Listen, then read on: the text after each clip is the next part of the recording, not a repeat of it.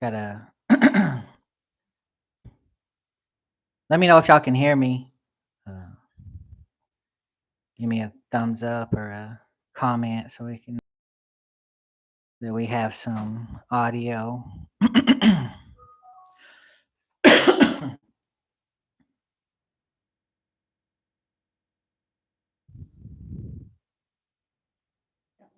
Got one thumbs up. All right. I want to start with a scripture in the book of Isaiah in chapter 5. This is what we're going to see a lot of as we go through some of these video clips that we're going to look at, and also um, just some of the things that we're going to talk about. And in Isaiah chapter 5, starting in verse 18, it says, "Woe to those who draw iniquity with cords of vanity, and sin as if with a cart rope, that say, let him make speed and hasten his work, that we may see it. And let the counsel of the Holy One of Israel draw near and come, that we may know it. Woe to those who call evil good and good evil, who put darkness for light and light for darkness, who put bitter for sweet and woe to those who are wise in their own eyes and prudent in their own sight." We're going to see um, quite a lot of these types of people in these verses, in these video clips and other things that we're going to look at.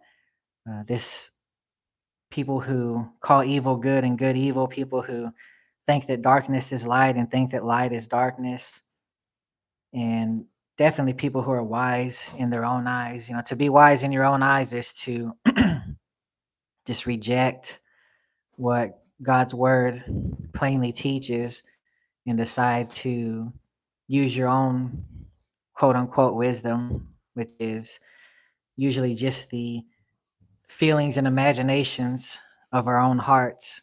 But the first person I want to look at is very well known in the secular world, um, famous. Uh, if you've been a Christian for a while, you may or may not have heard of her. I would not have heard of her or even known anything about her other than some of these things that come up and people reacting to some of the things that are going on in the world. Uh, but much of what today's video is going to be centered around is the um, issue of abortion.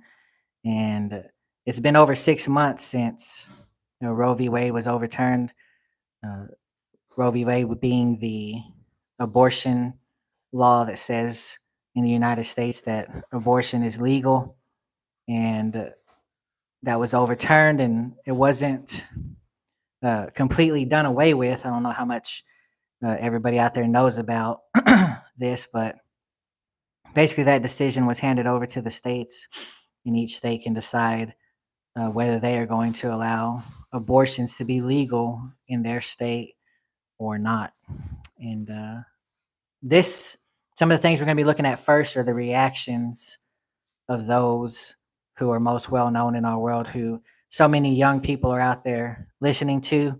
And not only young, but young and old, but definitely young people are listening to these people, listening to their music, following them on social media, um, hearing what they have to say, their ideologies, and how they want to influence the world. And so this was right after that overturning that happened over 6 months ago, roughly now from today, speaking as we speak. And so let's listen first of all to what Billie Eilish said after this um, took place. So this is at a big concert called Glastonbury, where a lot of famous people come together to do a concert. I think it's once every year, I believe, but it's just a lot of pagan debauchery is all it is from beginning to end. But we'll listen to what she has to say. It's about the concept of power and how we need to always remember not to abuse it. And today is a really, really dark day for women in the US. So she's talking about her song that she's about to sing, and it's a concept about power, or it's about the concept of power and how it should not be abused. And she says that because of the overturning of Roe v. Wade, that it's a very, very dark day in America for women, women's rights. Uh, Talk about putting darkness for light and light for darkness. It's literally what she's doing. Uh, Innocent, unborn, uh, living babies are being saved and not killed in their mother's womb. Again, it's not completely done away with. It's just given over to the states to decide who's going to allow this or not. But uh, that's what she calls it. She calls it darkness. And again, lots of people listening to this young lady. And I'm just going to say that because I can't bear to think about it any longer in this moment. So it's such a huge deal to her that she can't bear to think about it any longer. That we can no longer slaughter babies in the womb at will. We might have to leave our state and go to another state to get that done because, according to many of these people, that's all it's going to happen. They're just going to go and get it done wherever they can get it done, and that's the attitude of these people who uh, so many people, again, as I said, are listening to, and our young people are really being led astray by a lot of these people. We'll look at some articles of some other people who, again, this is right after the Roe v. Wade reversal. This is a man named Billy Joe Armstrong, another one who's famous all over the world. He's been famous since I was a teenager. Uh, Lead singer for the band Green Day. Again, for our crowd, you may or may not have heard of this person, but he is very well known, very famous, along with his band Green Day. But Billy Joe Armstrong, I don't know if y'all can see that or not, says he'll renounce his U.S. citizenship over Roe v. Wade, and he goes on to say, Green Day frontman Billy Joe Armstrong has told fans at a concert that he intends to renounce his United States citizenship following the U.S. Supreme Court decision to overturn Roe v. Wade, a controversial move that eliminates the federal constitutional right to abortion nationwide. During a performance as part of the band's tour at a London stadium in the UK on Friday, Armstrong expressed his frustration as he told the crowd, Bleep America. I'm bleeping renouncing my citizenship. I'm bleeping coming here. He went on to say there's too much blinking stupid in the world to go back to that miserable blanking excuse for a country. Uh, Before urging fans to be prepared, saying, You're going to get a lot more of me in the coming days. So this man is so angry, so upset that at this miserable excuse for a country who has made this person a multimillionaire by singing horrible songs, and he thinks that uh, life is somehow unfair for him, and he hates this country because he believes that he's standing up for uh, something good. I really think I'm not trying to give these lunatic, psychotic, completely deluded, insane, disgusting, famous people, celebrities a pass when I say this, but we also have to keep in mind that they have to go along with what mainstream media tells them to go along with, or their career is over. And they know that and they understand that. So I'm not trying to say that they don't believe this in their heart, but what I am trying to say is they're going to go along with their handlers. They're going to go along with the program no matter what. Um, Billy Joel Armstrong isn't that mad over something like this. He's just playing the part. This is what we have to do so we can keep our fame, and people will be like, "Oh, way to go, Billy Joel Armstrong! You're so brave to stand up and say these horrible things about your country," because that's what everybody does now, and it's lame, it's pathetic and ridiculous. But make no mistake about it, they know that they can't go against the grain. They're not going to lay down their millions of dollars that they sold their soul for anything, and they're just going to go along with the program. But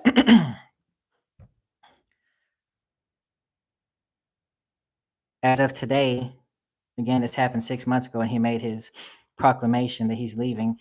The man still resides in California, so he didn't make good on his promise to leave America.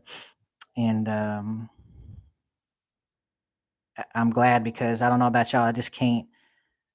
I don't want to imagine a United States of America where Billy Joe Armstrong is not gracing us with his wonderful, wonderful presence. I mean, seriously, how deluded do you have to be to think anybody would care that you're leaving their country? Like, you have to announce it to the world, like, change this or I'm leaving the country. Like, you got to be pretty severely deluded to think that anybody cares that you want to leave the country, but they are deluded. I'm just gonna scroll down just a little bit, and I don't know if you get a good look at this girl's face, but I don't want to show the whole picture because the girl's dressed like a prostitute. To be quite honest, she's half dressed. But this was also a young girl, like we talked about with Demi Lovato a while back. Uh, and all these, the Hannah Montanas of the world, all these kids, they get on these either Nickelodeon or Disney shows, and they're just a part of some silly, goofy show, making little kids laugh, and it's even entertaining enough to where some adults can watch some of these movies and sit or TV series and watch these shows with their kids, and for the most part, it's pretty innocent. At least that's how it's been in the past. I wouldn't know nowadays, but uh, this is one of those girls, Olivia Rodrigo. She was just on some, I don't know if it's Nickelodeon or um, Disney, but some one of those silly little shows, just kids. It's called Bizarre Vark. It's just a weird show. And I know years ago, Maddie used to watch it, and that's how I kind of know about it. But now, again, she starts off young, little teenager, attracting all these young teens to her with this innocent type show, and then she grows up, and she, again, her handlers tell her how she's going to dress, what she's going to do, what she's going to believe, what she's going to proclaim to the world. It's not like she's able to just decide things for herself. She has to go along with the program, just like everybody else. But I'm going to scroll down, and um, you'll see what she had to say about it. Uh, Says teen star Olivia Rodrigo brought Lily Allen onto the stage and dedicated Allen's song. So this is the F word, okay? Blank you. Allen's song. She got a song. A lady named Lily Allen. I never heard of her. Don't know who she is, but she gets on the stage, and they want to sing together Lily Allen's song called "Blank You." And they're dedicating it to the 5 Supreme Court justices who voted in the majority opinion to overturn the landmark ruling that had protected abortion as a federal right in the US for almost 50 years. Rodrigo described herself as devastated and terrified. How is it that overturning this law that allows people to murder their babies in their womb, how is that devastating and terrifying? Again, it can only be devastating and terrifying to a cursed person who calls evil good and good evil. Those are the only kind of people who can supposedly be devastated and terrified, who put darkness for light and light for darkness, who put bitter for sweet and sweet for bitter, and who are wise in their own eyes. It's just amazing to hear the words that come out of these people's mouths. She described herself as devastated and terrified by the news before she told Glastonbury crowds that so many women, listen to how unbelievable this is. So many women, so many girls are going to die because of this. That's the exact opposite of what this does. This preserves life. Uh, a lot of innocent babies who were going to die are now going to die because of this. And somehow, uh, Rodrigo claims to believe that so many women and girls are going to die because of this.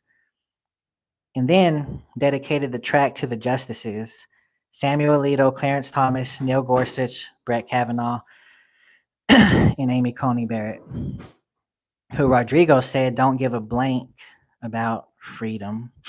Uh,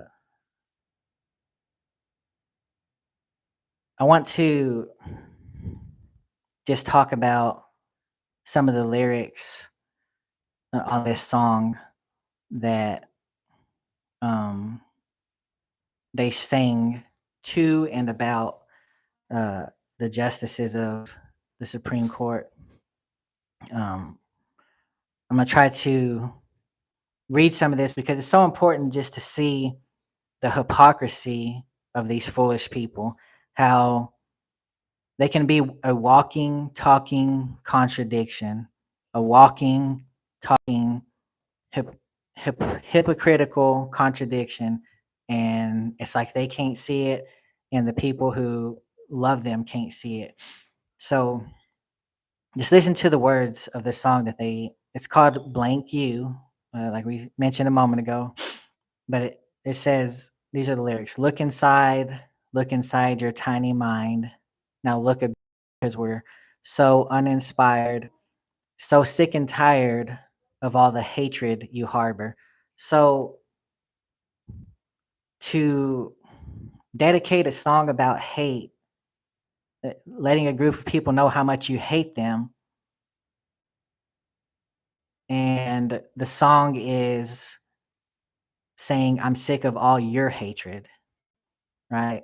So they're claiming that these justices are all about hatred and hate, but they're spewing all this hate out of their own mouth. How does that make sense? I mean, it's so backward, and it's just the exact opposite of what you call being genuine and truthful. It's just trying to um, put your attitude and the way you are onto somebody else. Like, you're full of hate, but you put that onto somebody else saying they're full of hate. And it goes on to say, so you say it's not okay to be gay. Well, I think you're just evil. You're just some racist who can't tie my laces. Your point of view, first of all, that's so like third grade, but anyway, it goes on to say, blank you like 3 or 4 times. Because we hate what you do and we hate your whole crew.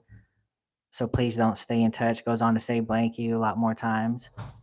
Because your words don't translate. It's getting quite late. So please don't stay in touch. Do you get a little kick out of being small minded? You want to be like your father. It's approval you're after. Well, that's not how you find it. So they're claiming you want approval. That's why you do things and say certain things because you want approval.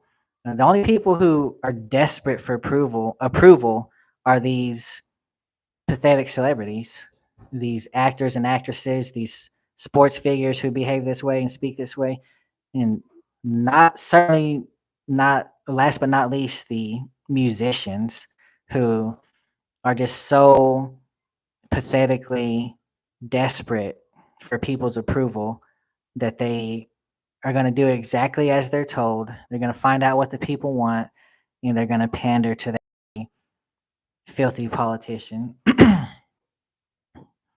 That's what's going on with all these people, and uh, most of the world can't see that. They look at these people as heroes for coming up with these ridiculous things. But um, she goes on to say, "Do you really enjoy living a life that's so hateful? Because there's a hole where your soul should be. You're losing control a bit, and it's really distasteful." Again, um, calling somebody hateful while you're cussing them out and uh, saying the most filthy of words to them over and over and over again. And in that before that performance, when Olivia Rodrigo and Lily Allen, when Olivia Rodrigo was talking, and she said, um, or she was saying something about the justices. I'm not sure exactly what, something else besides what I read, but uh, she's saying, "We dedicate this to you." And the other girl, Lily Allen, puts both her hands in the air and flips off the cameras as if to say, "That's for you, justices."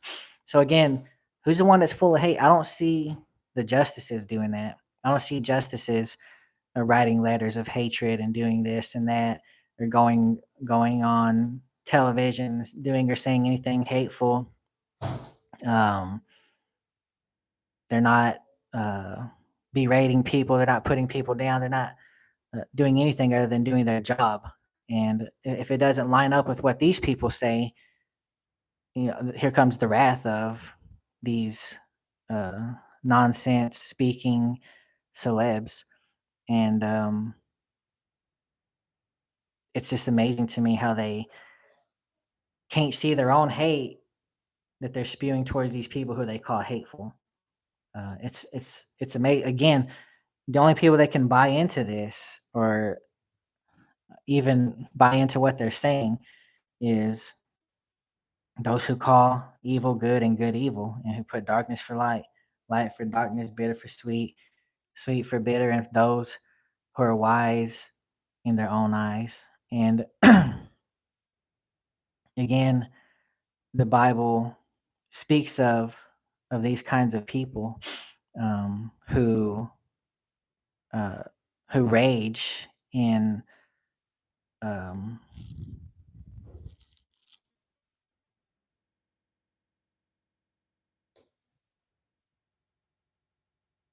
whenever things don't go their way. Psalm 2, verse 1: "Why do the heathen rage and the people imagine a vain thing?" That's exactly what's happening. And we're going to see more of that. That's why we interject this verse here. Uh, we're going to see how the people are raging over this. Why do the heathen rage and the people imagine a vain thing, something that's vain? The kings of the earth set themselves, and the rulers take counsel together against the Lord and against his anointed, saying, "Let us break their bands asunder and cast away their cords from us. He that sitteth in the heavens shall laugh. The Lord shall hold them in derision." That's precisely what all of this is about. They want to break the bands of God's word, of God's way, of his truth, of his law. They say these are like cords that hold us fast and we don't want to adhere to them. So they seek to break away from it. And the Lord says, in order to think that you can break away from God's way and be at peace, have joy, all the things that people seek after: love, joy, peace, all the things that we want in life. Not only that, but to think that we can just go on unpunished, doing the things that we want to do and rebelling against God, uh, the love of the world, but displeasing God. You imagine a vain thing if you think you're going to just get away with that, that you can break away from God's law and not be punished. But we're going to look at some of the things that, again, this is right after um, Roe v. Wade was overturned about 6, 7 months ago. And this is Whoopi Goldberg on The View, which is a unbelievably stupid show where people talk about or say the stupidest things uh, I've ever had the displeasure of listening to. Of course, I never watched the show, but I come across clips like this often because people just talk about how insane these people really are. But here's what she has to say. This law came about because people wanted people to have somewhere safe and somewhere clean. It has nothing to do with your religion. This is not a religious issue. This is a human issue. And in this country lived forever with it being illegal. Okay? Women, when they decide something is not right for them, they're going to take it into their own hands. Well, we got tired of tripping over women in bathrooms, public bathrooms, who were giving themselves abortions because there was nowhere safe, nowhere clean, nowhere to go. You care about me as a human being? You should know 3 things. Getting an abortion is not easy. Making that decision is not easy. It's not something people do lightly. It's not something that you can just do. It is a hard, awful decision that people make. If you don't have the wherewithal to understand that, to start this conversation with, I know how hard this must be for you. If you're starting it by telling me I'm going to burn in hell, then you're not looking out for me as a human being, whether I subscribe to your religion or not. And that is not okay. Leave. All right, we'll stop there for just a second. There's so much wrong with what Whoopi just said, but we can only go over a couple of things. Um, first of all, she makes the claim that people desperately and so often wanted to have abortions that it ends in, Whoopi couldn't even go and have a nice dinner without running into somebody in the restroom performing an abortion on themselves. I don't know that there's any evidence to back that up whatsoever, but I seriously, seriously doubt that that's really the case. And she goes on to say, um, if you're starting this conversation by saying, I'm going to burn in hell, and instead of saying, I don't know, instead of saying, I understand this is a very difficult um, thing for you to do, something along those lines, that's projecting something onto Christian people that's not true. That Christian people have no ability to sympathize and empathize with people when they're in a difficult situation. That we just come out and just pull the quote unquote, the hell card on people to say, you need to do what my religion says or else, and that's all that Christians do. To say that we don't have the ability or the wisdom or the wherewithal, she says, to uh, and understand them is complete nonsense. That's part of the Christian's job, is to come to somebody wherever they're at, whatever they're struggling with, and speak to them in a loving and caring way. And yes, have the understanding to say, I know what you're going through is incredibly difficult, and we want to help you through it, we want to love you through it, but we don't want you to make this horrible, horrible mistake. And yes, leave that, even if we, um, and I don't want to leave the threat of hell out of this because it's a real threat, it's a true threat. And to say that we don't care about you as a person because we warn you that you're on your way to hell. Uh, that's the most caring thing that we possibly can do, is to warn you that you're on a path that's going to lead you to hell. Um, but let's just throw that out, and let's just say I'm coming to you as a person who doesn't believe in hell, and that if you go on your own way, you're not going to go to hell. Let me play that role for a moment. Um, Even if I don't believe that, I can still come to you and reasonably say, don't murder babies in their womb.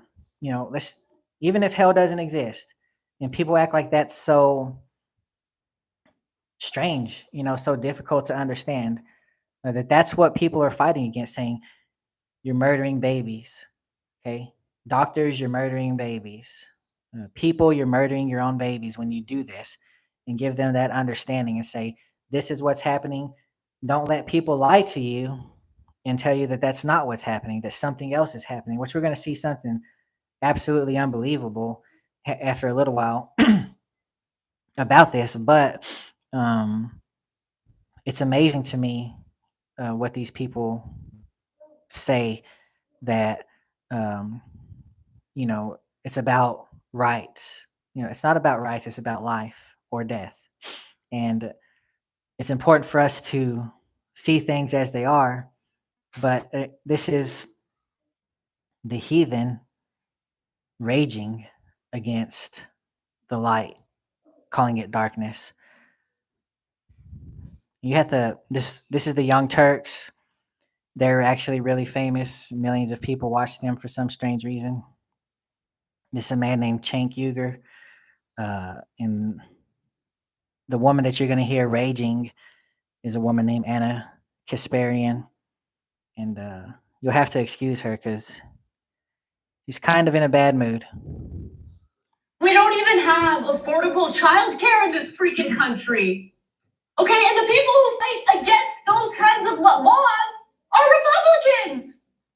And yet, What do you want them to do with their kids when they have to go to work? What do you want them to do? What do you want them to do? I want them to answer that freaking question. Answer the question. Journalists, ask them the question. Ask them. Ask them. isn't it amazing? Ask them the question. Isn't it amazing that not one Democrat has shown 1% of the passion that Anna has today? They don't care. They They're don't fine. care. They're They don't fine. care. They're all so old. They don't even have to worry about it affecting them. You might be a little confused of what's going on here because they're actually railing against their own people. These are far left wing Democrats railing against far left wing Democrats, saying, you voted these Democrats into law and they can't even, protect this right to kill babies. Is basically what they're getting at. They allowed this to happen. They allowed Roe v. Wade to be overturned. That's why this girl's over here losing her mind. So that's what's happening in this clip, and she's just going off on the people who didn't make it happen for them. Didn't let the Roe v. Wade law stand. And if they're young enough where it would affect them, they'll get their abortion. Trading individual stocks, enriching themselves. They're good. They're good. They don't care about you. Make sure you understand that. You feel it in your bones. They don't care about you at all. All of that fundraising, all of that canvassing, all of that hard work on the ground, they can't even get a voting rights bill passed. They're losers. How dare they? So that was Cenk Uygur and Anna Kasparian once again. This is what they're angry. Want us to keep this in mind when you listen to how they're becoming completely unhinged. It's because people decided to overturn a law that says you can murder your babies in their wombs. That's why. And this is Kamala Harris attempting to be inspirational, and it just falls so incredibly flat. It's just flat. It's just kind of awkward to me. And she's like, how dare they and just kind of keep saying that, and it's pretty pathetic to watch. But she's trying to look mad too. She's got to be mad like the rest of these angry people. How dare they tell a woman cannot do with her own body? How dare they? How dare they try to stop her from determining her own future?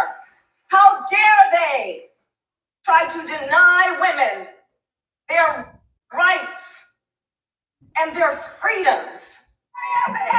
And so that's always the big problem, that one group of people is fighting against death, saying I'm pro-life, and the other side, they're not saying we're pro-death, fighting against pro-life. They change the question or the subject altogether. They say we're fighting for rights, we're fighting for freedom, but rights and freedom are not what's in view for the other side. Life and death is, and that's what they have to do. They have to change the argument so that they can be. But at the heart of it, they're enraged because they didn't get their way. And here's Elizabeth Warren. She's an older lady. Maybe she's a little more calm. She's a little more relaxed. Let's see. Angry because we have reached the culmination. No, she's angry too. She said, "I'm angry," and we're gonna see her come unraveled now. Of what Republicans have been fighting for, angling for decades now, and we are going to fight back. So they're cheering for her because we're gonna fight back and ensure that women can kill their babies in the womb. And it's going to lead us to our next portion in this video. And, I do want to say, I've been using plain language saying exactly what this is. This is the murder of innocent babies in their womb. But I know that there's a ton of people who didn't understand that when they had an abortion. There's mercy, there's grace, there's compassion for those who made this decision. Maybe I know there's plenty of moms and dads who signed off on their daughter's abortion, or their son who had got a girl pregnant as a teenager, signed off on their abortion. There's plenty of teenage boys who did that, plenty of teenage girls who had an abortion, not knowing, not understanding just what they're doing. And so I'm not saying these things as an attack on them, because I know and understand that, that when you're young, naive, and you don't think things through, you can easily think, oh, well, I'm just ending a pregnancy. I'm not killing anything or anybody, certainly not my own child. So I'm not saying this as an attack on people, but I want to use this plain language so that that's what we have to do to counteract what these people say. They try to make it about something else. And no, it's not about rights. It's not about freedoms. It's about life and death. And so I brought up the fact that this happened about 6-7 months ago. Well, this is something that this monstrosity, this abomination was has just been placed on a New York building. And that's why the title of this is Move Over Golden Calf. There's a new idol in town. This is the new idol, because this article says Move Over Moses and Zoroaster. Manhattan has a new female lawgiver. We'll have to do a separate video about all the things that go into this female goddess worship thing, because that will take up a whole lot of time. But that's really what it boils down to, just rebelling against God's way, and trying to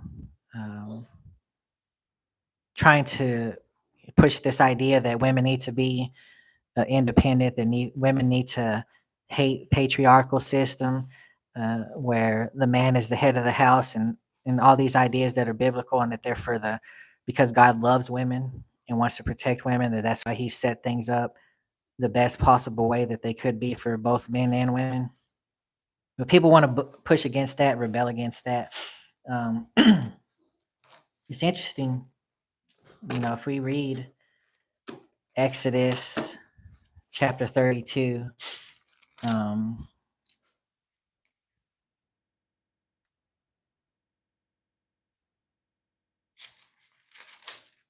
starting in verse 1, the gold calf. Now, when the people saw that Moses delayed coming down from the mountain, the people gathered together to Aaron and said to him, "Come, make us gods that shall go before us. For as for this Moses, the man who brought us up out of the land of Egypt, we do not know what has become of him." And Aaron said to them, "Break off the golden earrings which are in your wives, your sons, and your daughters, and bring them to me." So all the people broke off the golden earrings which were in their ears and brought them to Aaron. And he received the gold from their hand, and he fashioned it with an engraving tool and made a molded calf. Then they said, "This is your God, O Israel, that brought you out of the land of Egypt." So when Aaron saw it, he built an altar before it. And Aaron made a proclamation and said, "Tomorrow is a feast to the Lord." And they rose early on the next day offered burnt offerings and brought peace offerings, and the people sat down to eat and drink and rose up to play. It's something we've been talking a lot about in our church lately. Verse 7, and the Lord said to Moses, "Go get down, for your people whom you brought out of the land of Egypt have corrupted themselves. They've turned aside quickly out of the way which I commanded them. They've made themselves a molded calf and worshipped it, sacrificed it to it, and said, 'This is your God, O Israel, that brought you out of the land of Egypt.'" And verse 9 is poignant for these times because uh, a little bit of time has passed, over half a year has passed by. And what do we see from these people? They're not backing down. They're trying to push forward, say, whatever law y'all tried to overturn with Roe v. Wade, we're going to push back against that. We're going to solidify our rights to have an abortion. And this is what they are. Verse 9. And the Lord said to Moses, "I have seen this people, and indeed it is a stiff-necked people." That's these people who refuse to learn the truth, who refuse to listen to reason and simply go their own way. And again, they worship idols like this, but they also worship idols in their own minds, and they love themselves, and they worship the God of this world, of the air. They walk with Satan, even though many of them don't know it. So we'll read a little bit about this. Frenzied, this is in the article. Frenzied commuters in New York's Flatiron District have been stopped in their tracks in recent days by an unlikely apparition near Moses, Confucius, and Zoroaster. So on top of this building, there's Moses, Confucius, and Zoroaster. Now, standing atop the grandiose state courthouse is a shimmering golden 8-foot female sculpture emerging from a pink lotus flower and wearing Justice Ruth Bader Ginsburg signature collar lace, staring regally ahead with her braided like spiraling horns, devil horns, I think.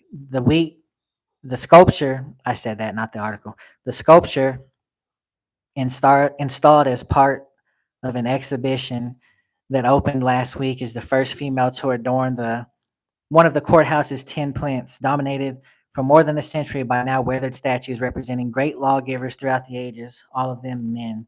So that's what this is all about.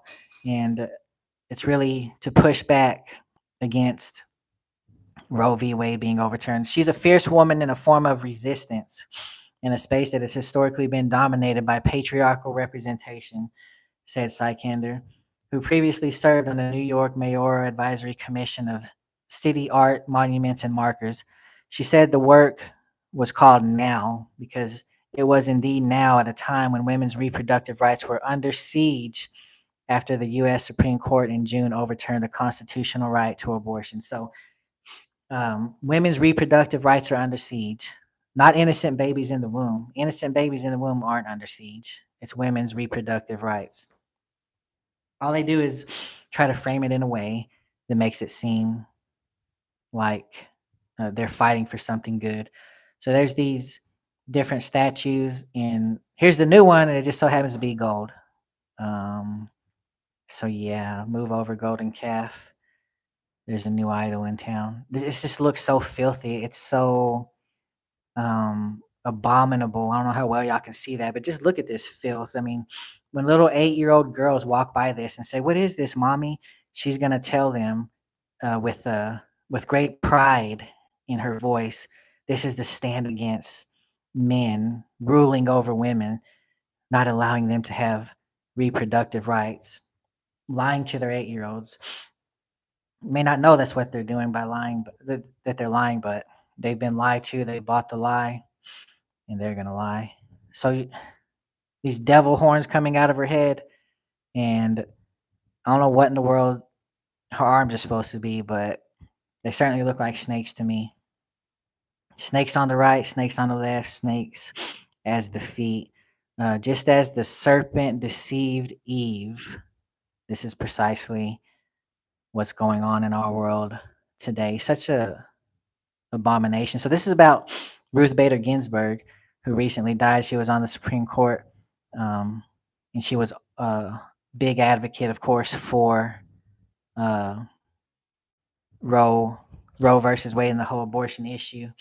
And right here on her chest is the uh, same as Ruth Bader Ginsburg used to wear. That's like her signature thing that she wore for her being on the Supreme Court, and you know all the things that um, represent her. This is basically a, in some ways, I don't know if it's all it is, but in some ways, definitely a shrine to. I wonder how she would feel about that. Like, this is how you represent. Um, if I died, I don't think that's what I would. I wouldn't want to be presented as a horned person with snakes coming out of both arms and my feet. Basically, it's like Ruth Bader Ginsburg. We know what you were. We're gonna show the world, and they don't realize that that's actually what they're doing. I think they're doing a good thing. Uh, this is what's happening in our world. It's all about, as they say, resistance, resisting Roe versus Wade. So Roe versus Wade is, um, Wade is the last person of the district attorney in Dallas, Texas, uh, who Roe, a woman named, or that wasn't her real name, it's a pseudonym for a woman, and her pseudonym name was Jane Roe. Okay, so Roe is the last name of the woman who wants to have an abortion, and Wade is the district attorney she has to go against to say, I want this to be a law that I can have an abortion. And so for a while, she's like the hero of that whole movement. That's what Roe versus Wade was, because she won her case and it went on from there. And for a long time, they had over 50 years, they had legal abortion all over the United States. We're going to see the truth about that woman. And she's, um, quote unquote, Jane Roe is not somebody I look at as the enemy, because at least she came out and told the truth later. And she just looks like a really sort of sad woman, knowing that she made a huge mistake, but she's trying to rectify it, come out and tell the truth after a while. But of course, you're not going to see that reported on the news. You're not going to see how she came out and told the truth on CNN, on ABC, or on any of these news channels today. They're going to look back and see all the other things, but they're not going to look back at and show this woman's interview that she gave. But first, we want to look at, where does all this even come from? The beginning of it goes back to a woman named Margaret Sanger, who was a really evil, wicked person. Where are we at on this? Abortion, what exactly do you do? Okay, sorry. Before we get to that, This is absolutely heartbreaking and disgusting. Uh, this lady here in the center is a terrible, horrible person who's about to lie to these poor, sweet, innocent young girls. I don't know how old they are, but they look terribly young, who shouldn't even be hearing or thinking any such thing at such a young age. And this lady is just going to look them in their eyes and lie straight to their faces. And the proof that she's going to lie is going to come later. I'm not saying she's lying just because I'm saying she's lying. You're going to see why she's lying. But this is so disturbing. It's sickening. To like have the abortion, you go to the doctor and they put this little straw inside of your cervix and then inside of your uterus. I don't know how well you can see this girl right here. On my screen, she's on the left side. She's wearing like more of the plaid, but try to keep an eye on her face if you can see her reaction here in just a moment. And then they just suck the pregnancy out. And it was like a crappy dentist appointment. You see how she like recoiled? Like, oh. She said they stick this suction thing into your cervix and uterus and they just kind of suck the pregnancy out. And then she said it's kind of like a crappy dentist appointment. So it's just like, no big deal, kind of annoying, but yeah, it's really nothing. But this girl looks just, horrified. She's trying to hide it. She should not be hearing this. Or something. It was just like, this is like. But then it was over, and I felt really just grateful that I wasn't pregnant anymore. Well, abort. I was just grateful that I wasn't pregnant anymore. Again, nothing about death because they refuse to admit that that's what it is. She just lied to these girls, and here's why she lied. This is a man who performed a ton of abortions. This man did, and then decided he wasn't going to do that anymore. He had a change of heart, and he's going to tell you the truth about what an abortion is. It's difficult to listen to, but it's good that he's saying it because he's speaking plainly of what this actually is. Form between roughly 14 and 24 weeks of gestation. Your patient today is 17 years old. She's 22 weeks pregnant. Her baby is the length of your hand plus a couple of inches. And she's been feeling her baby kick for the last several weeks. She's asleep on an operating room table. You walk into that operating room scrubbed and gowned, and after removing laminaria, you introduce a suction catheter into the uterus. This is a 14 French suction catheter. If she were 12 weeks pregnant or less, basically the width of your hand or smaller, you could basically do the entire procedure with this. But babies this big don't fit through catheters this size.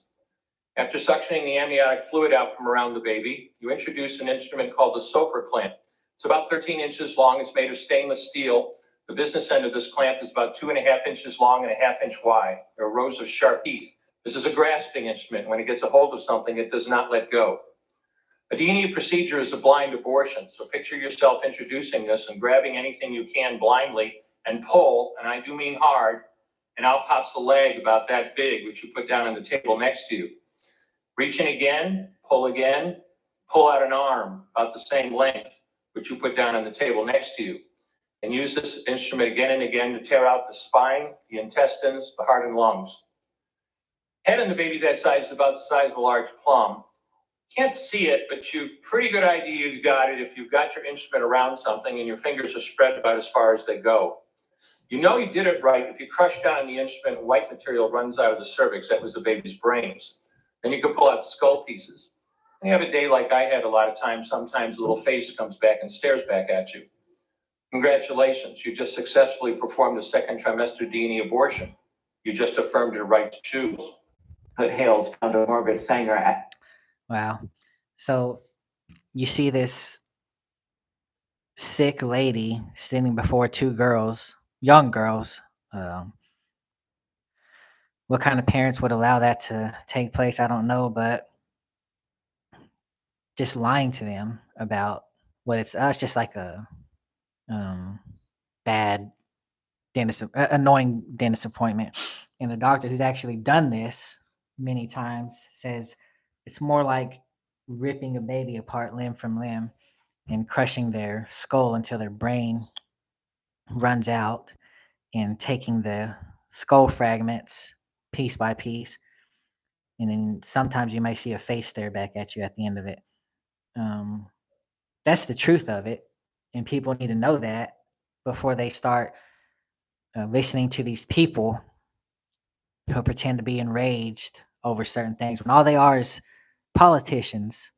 That's all they are, whether they're in true politics or whether they're actors, actresses, um, singers, athletes who speak this way. They're all politicians pandering to the people. They want to be loved. They want to be respected.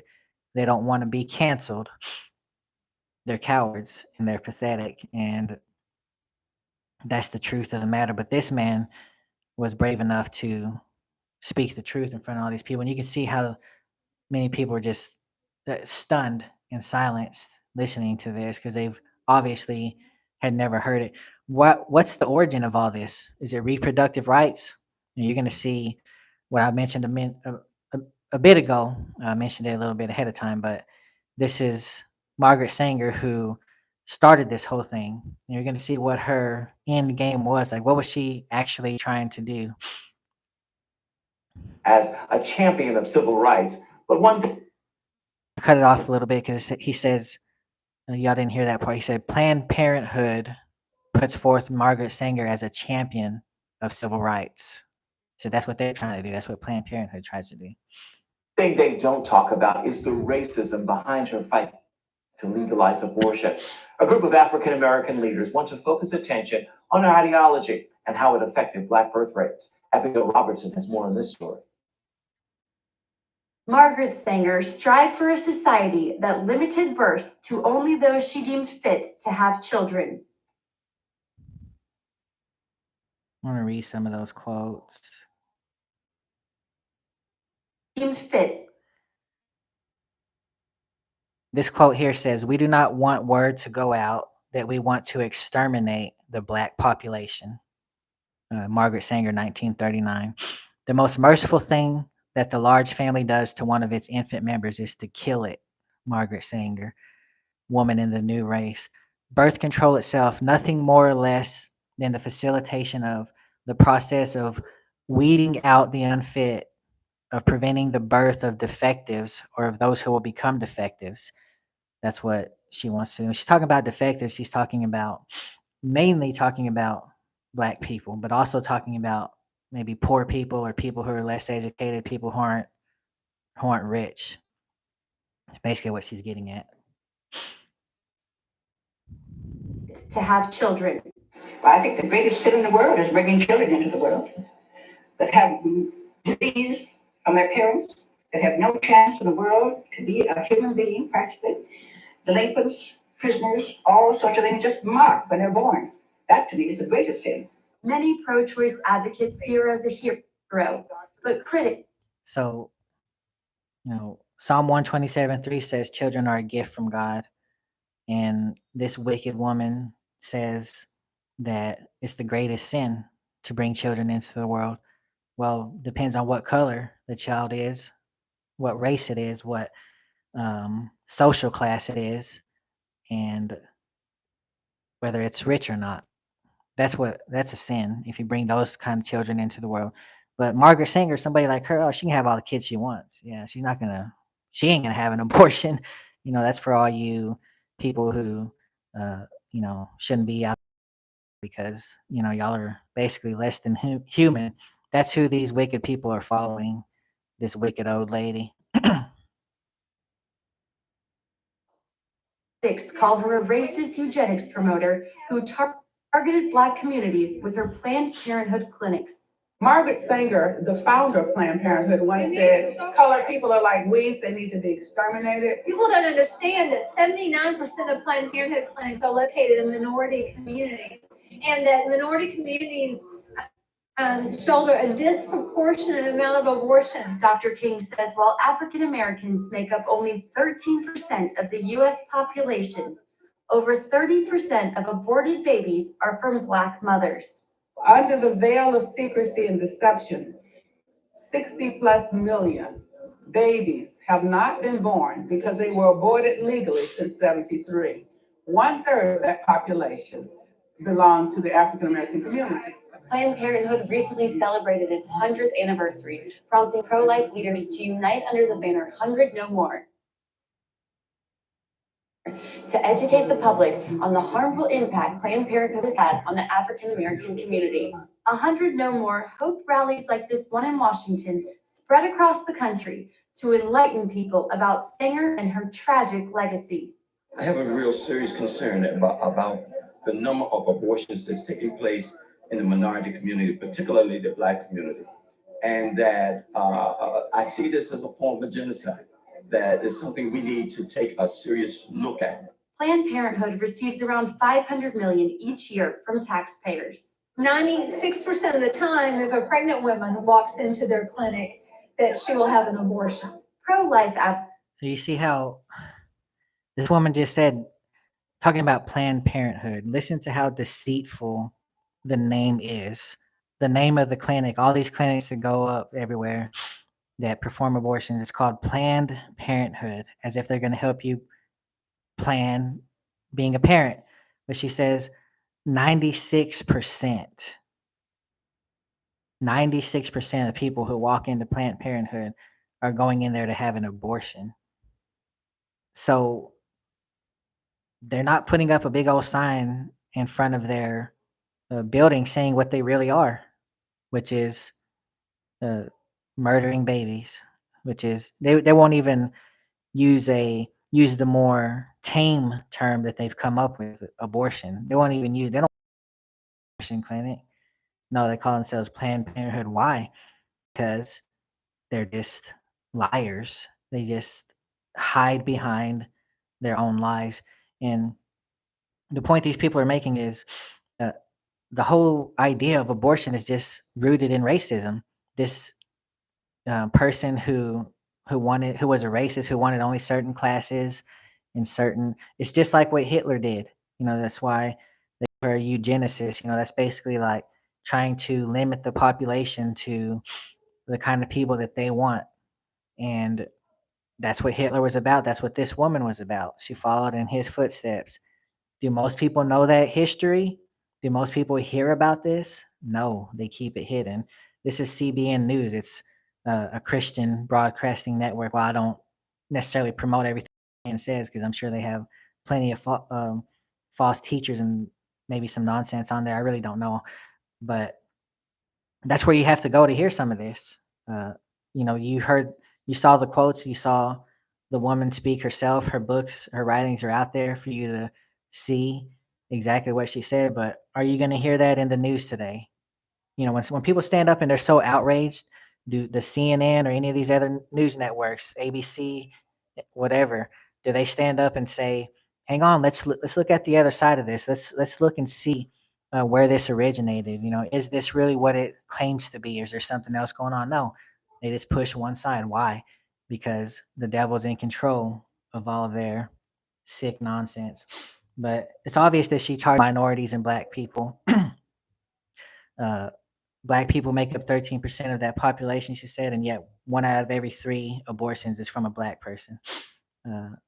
She's targeting them, and yet you see Black celebrities, not only Black, but every race, but especially the Black ones, they should, you know, talk about educating themselves and whatnot. And why don't they educate themselves about this and say, no, this all has racist roots. And if I'm going to talk about, you know, love for my race and for all people, then we have to go against this, because this isn't about women's rights. This isn't about reproductive rights. This isn't about freedom. This is about life or death. And this is about one woman's agenda to destroy a certain group of people. And that's the truth of what's happening. I love what this lady says at the end, though. Advocates want Congress to move that money to women's clinics that do not perform abortions. They outnumber our Let me see the number. walks into their clinic that she will have an abortion. Pro-life advocates want Congress to move that money to women's clinics that do not perform abortions. They outnumber already around the country Planned Parenthood clinics 20-1. So they're talking about a huge amount of money that the government has that gives to Planned Parenthood, and she's simply saying we want to move that money away from Planned Parenthood and give it to these other clinics who are actual clinics who actually help people. And she says that these other clinics outnumber Planned Parenthood 20-1. So quit giving Planned Parenthood a ton of money and move it to these others who promote life instead of destroy it. Truly help poor women. They truly care for the least. I want to hear what she said. I don't want to cut They her off. outnumber already around the country Planned Parenthood clinics 20-1. They truly help poor women. They truly care for the least of these, but they don't do abortions. Reporting She said, give that money to those people because they truly help the least of us. They truly help poor people and, minorities, whether they're black, white, or otherwise. That's what these clinics are doing. Take it away from these slaughterhouses, these Planned Parenthood abortion clinics, and give it to those who are actually helping people to care for their children and raise them, and not push this abortion on them. So that's the that's the real genesis. That's the real foundation of this whole thing that's going on right now. This is why, these people that are out there enraged, that I'm sure most of them are just pretending to be. Again, like I said, they're pandering. Maybe some of them are really foolish enough to be enraged. I'm not doubting that, but I think you understand the point I'm trying to make. But again, even beyond that, the whole Roe v. Wade thing is based on a lie. Not just the part with Margaret Sanger and the origins of it, but also the person who was responsible for the first Roe v. Wade. from Washington, Abigail Roberts' story was a terrible one. So this is going to be about Jane Roe. Again, that's not her actual name, but that was the name given to her during this time of Roe v. Wade. She said she had been gang raped, gotten pregnant, was desperate to get an abortion. That's what everyone believed, as long as Jane Roe remained anonymous. When she went public, she told a different story. Okay, so I just want to make sure y'all caught that. She said that she was gang raped and wanted to have an abortion. And she said, this reporter says that's what everybody believed until she went public. You were raped while you were in Georgia?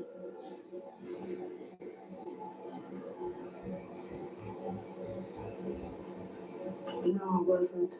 You were not? No, I wasn't. Oh, so all those stories. So Norma McCorvey, aka Jane Roe, he asked her, so you were raped there? She said, paused for a long time, said, no, I wasn't. And he said, so all those stories, and he'll go on. That are in the books and so forth are not true? Yes, sir. Yes. They're not true. Right. And it turned out that lying wasn't the only embarrassment this darling of the pro-choice forces presented. In her personal treatise published last year, Norma McCorvey told the story of her somewhat sordid life. Then she still adamantly supported abortion. Now she adds that to the list of sins she took with her into the baptismal pool. I've cheated people out of money. I've sold drugs. I was an abusive alcoholic for, many, many years. I've done a lot against his teachings. But I think the far greater sin that I did was to be the plaintiff in Roe versus Wade. So few people have ever heard that story. That this is just about everybody has heard Roe v. Wade, but what it actually means, like so few people even know what it means. That it's the name of two people that Jane Roe is a pseudonym for a real person, and Wade is the last name of a district attorney, and that this was all about a woman claiming to being gang raped and then decide and saying, I want an abortion, and coming out later and saying, I was a drug addict, I was a alcoholic, and I lied about being raped. I was not raped. And does anybody talk about that now? No. You don't see these clips when all these people are going on and on. You don't see the news talking about it. You don't see anybody bringing this up. So, in conclusion, um, you see this, move over Moses and new lawgiver, this new golden abomination that these people have building up, proving that they're stiff-necked people who refuse to know the truth and to love the truth. And all the information is out there, and I think that they just ignore it. They don't care because, once again, the rich and the famous have their handlers. They know they can only say certain things. They know if they go against the grain, they'll be canceled. They won't be on TV. They won't be making millions. They're just going to be another nobody, and they can't stand the thought of that. So they go on TV. They pretend to be these champions for whatever it is that the real politicians are out there pushing and pandering to, and they live their lives. Just desperate and pathetic, and yet people look up to these people, and instead of praying for them because they don't know any better, because they don't know God, instead they envy these people. We've seen in Proverbs not to envy the wicked, and you see these people out there. Everybody wants to take a picture of them. They got command of the crowds, and they're doing their concerts and whatnot. And people look up to that and they say, wow, what a great life. And these people go home at night, they're miserable. And they may enjoy it for a little while they're young, but before long, they're all miserable. And it all comes out in their interviews or when you talk to the loved ones. They're not the kind of people that should be envied. They're the kind of people that should be repulsive to us, but they should be prayed for as well at the same time. Their ideologies should be, and their ideas and their thoughts and their beliefs should be something that we're 100% against and that we speak out against. But, it would be a great thing if some of these wicked, evil people would see the truth and turn and repent before it's too late, because they hold up this woman as a hero who led plenty of people astray into believing that this whole woman power nonsense and women rights being the cloak for what's actually death. And um, it's too late for her. She's already made her choice. And these people who are still alive, hopefully, somebody will wake up and repent and turn to the Lord and help people to see the truth. But unfortunately, most of these people love fame. Fame is their god. They just want to be famous, popular, whatever. They want to be rich. They want to be on TV, and that's the god of so many of these people. But again, we saw a lot of things that reveal the truth, and hopefully this is an eye opener if you didn't know any of these things. To if this subject ever comes up, then share this video or share it anyway, even beforehand. But again, this isn't to condemn anybody who's have an abortion. You didn't know better. You made a bad choice, not knowing all the facts, not knowing the truth. That it's not just quote unquote ending a pregnancy. It's ending a life. And again, there's mercy, there's grace.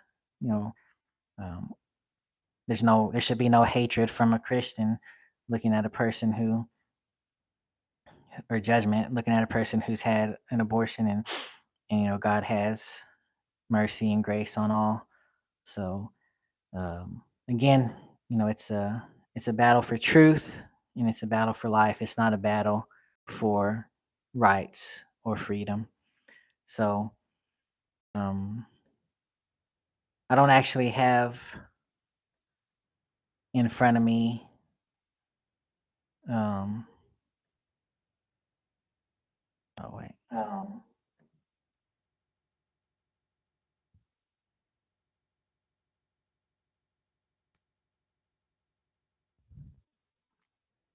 See. I came over here to look at see if there was any comments. Proverbs 6:17, 7.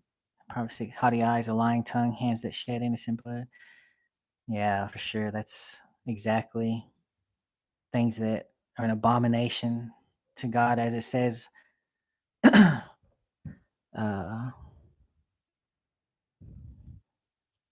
Exactly what's taking place. Haughty eyes, lying tongue, hands that shed innocent blood. I mean, that's can't really sum it up any better than that.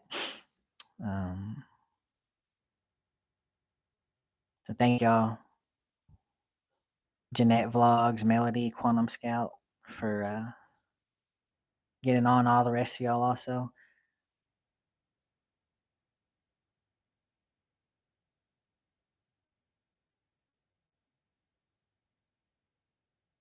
Next time I'll try to set it up to where I can interact more with y'all's comments, and we can get more comments going next time.